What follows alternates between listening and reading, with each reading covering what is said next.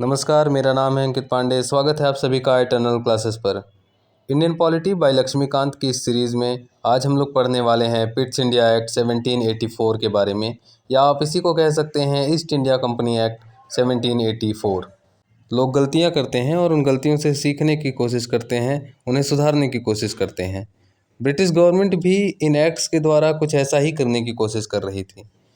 Regulating act 1773 की कमियों को और उनकी गलतियों को सुधारने के लिए ब्रिटिश गवर्नमेंट कई सारे एक्ट्स लेकर आती है। पिट्स इंडिया एक्ट 1784 भी उन्हीं एक्ट्स में से एक था। इस एक्ट द्वारा ब्रिटिश गवर्नमेंट फिर से ये कोशिश करती है कि ईस्ट इंडिया कंपनी और इंडिया के एडमिनिस्ट्रेशन के ऊपर अपना एक अच्छा कंट्रोल वो फिर से इस्टेब्लिश कर सके। तो आइए शुरू करते हैं और सबसे पहले पढ़ते हैं कि इस एक्ट का नाम पिट्स इंडिया एक्ट क्यों पड़ा।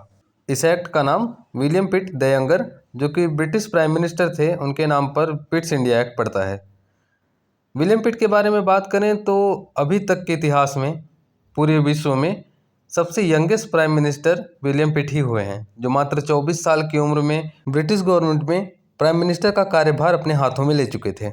पिट्स इंडिया एक्ट के बारे में आगे बात करें तो Pitt's India act was introduced during the tenure of Lord Warren Hastings against the backdrop of growing concern about the east India companies mismanagement and corruption in India.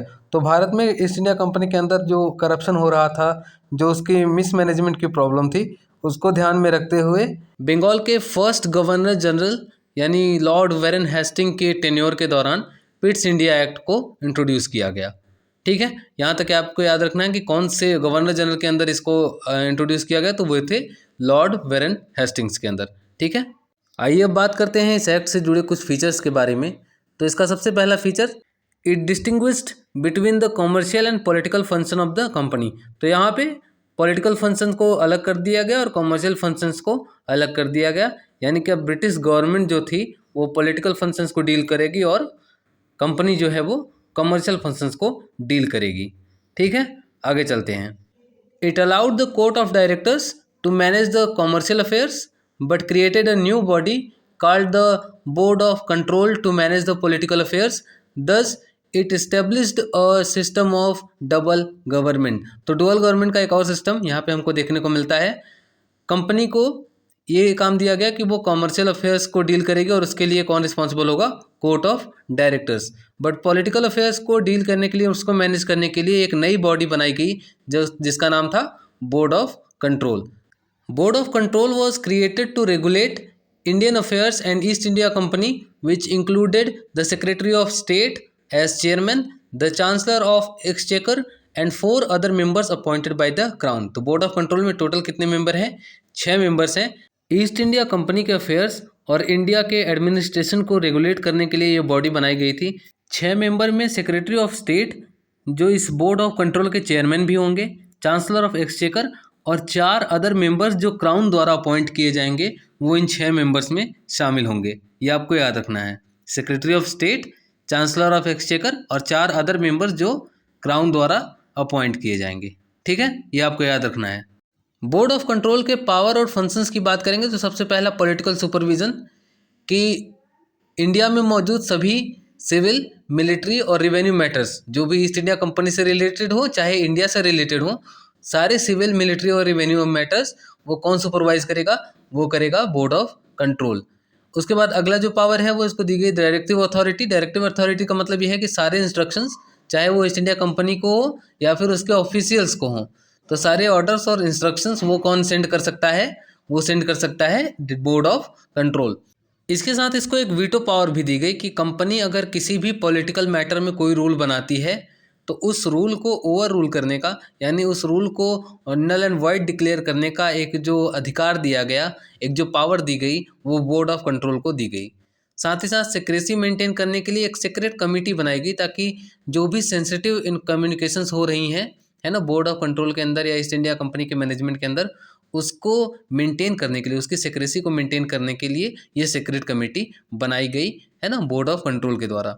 ठीक, तो ये पावर एंड फंक्शंस है इसकी। Board of control के बारे में जितना आपको जानना था वो आपने जान लिया। 6 मेंबर्स हैं, याद रखना है। पावर एंड फंक्शंस में जो क्या क्या उसको पावर दी गई वो आपको याद रखना है। आगे चलते हैं। इसके बाद बात करें तो it empowered the board of control to supervise and direct all operations of civil, military and revenues of British positions in India. तो आपको याद रखना है कि ये तो आप पहले भी पढ़ चुके हैं कि सारे जो सिविल से रिलेटेड मामले हों, चाहे मिलिट्री से हों, चाहे रेवेन्यू से रिलेटेड मामले हों, ब्रिटिश के अंदर जो भी टेरिटरी आती थी इंडिया में, उससे रिलेटेड ये सिविल, मिलिट्री और रेवेन्यू से रिलेटेड जितने भी मामले हैं वो सब अब कौन हैंडल करेगा? वो हैंडल करेगा बोर्ड ऑफ कंट्रोल। इसके अलावा thus the act was significant for 2 reason. 2 reasons की वजह से ये एक्ट काफ़ी इंपॉर्टेंट हो जाता है। फर्स्ट क्या है? First, the companies territory in India were for the first time call the British position in India. अभी तक जो भी टेरिटरी जो भी कंपनी के द्वारा जीता गया था वो बोला जाता था कि ये ईस्ट इंडिया कंपनी की टेरिटरी है, बट पहली बार ऐसा हुआ कि अब ये सीधे तौर पर ये बोला जाने लगा कि नहीं, अब ये जो टेरिटरी है वो ब्रिटिश गवर्नमेंट की टेरिटरी है। अब हम ऑफिशियली ये जो भी जितनी भी टेरिटरी हमने जीती है वो ब्रिटिश की टेरिटरी है, ठीक है। और दूसरा, the British government was given a supreme control over companies affairs and is administration in India. तो ब्रिटिश गवर्नमेंट को अब पूरी तरीके से जो कंपनी के अफेयर्स हैं, जो भी एडमिनिस्ट्रेशन से रिलेटेड जो नियम बना रही है कंपनी, उसके ऊपर जो कंप्लीट कंट्रोल जो दिया गया, वो सुप्रीम अथॉरिटी कौन बन गई? वो अब बन चुकी है ब्रिटिश गवर्नमेंट। अब ईस्ट इंडिया कंपनी को लगभग इन्होंने अपने तरीके से कंट्रोल कर लिया है। जैसा जितना ये कंट्रोल करना चाहते थे उतना लगभग ये कंट्रोल कर चुके हैं, ठीक है। तो फर्स्ट टाइम ब्रिटिश पोजीशंस बोला गया कि अब जो भी होगा ईस्ट इंडिया कंपनी की जितनी टेरिटरी है उसको ईस्ट इंडिया कंपनी की नहीं, अब उसको बोला जाएगा कि ये ब्रिटिश की टेरिटरी है, ठीक है। और दूसरा, एक सुप्रीम कंट्रोल जो था वो कंपनी के सारे अफेयर्स जितने भी हैं, रेवेन्यू से रिलेटेड, पॉलिटिकल से रिलेटेड, वो सारे अफेयर्स पे किसका कंट्रोल हो गया? ब्रिटिश गवर्नमेंट का कंट्रोल हो गया, ठीक है। ये आपको याद रखना है। इसके अगले फीचर की बात करें तो Pitt's India act of 1784 reduce the number of members in governor general council in India to 3 members earlier from 4 members. It included the commander in chief in the council. तो पिट्स इंडिया एक्ट 1784 से ये कर दिया गया कि governor general की जो council होती थी जिसमें पहले 4 मेंबर होते थे, अब उसको घटा के अब 3 मेंबर कर दिया गया है। इसके अलावा जो एक चीज़ और की गई कि गवर्नर जनरल के काउंसिल में अब जो ब्रिटिश गवर्नमेंट का जो कमांडर इन चीफ होगा उसको भी इंक्लूड कर दिया गया, यानी 4 से 3 मेंबर कर दिए गए, और 3 मेंबर में एक कौन होगा? कमांडर इन चीफ होगा, ठीक है, जो ब्रिटिश गवर्नमेंट का है। और अब बात करते हैं पिट्स इंडिया के लगभग लास्ट एक इम्पॉर्टेंट फीचर की। The Pitt's India act required civil and military officers to disclose information about their properties in India and Britain. Corrupt officers were entitled to harsh penalties.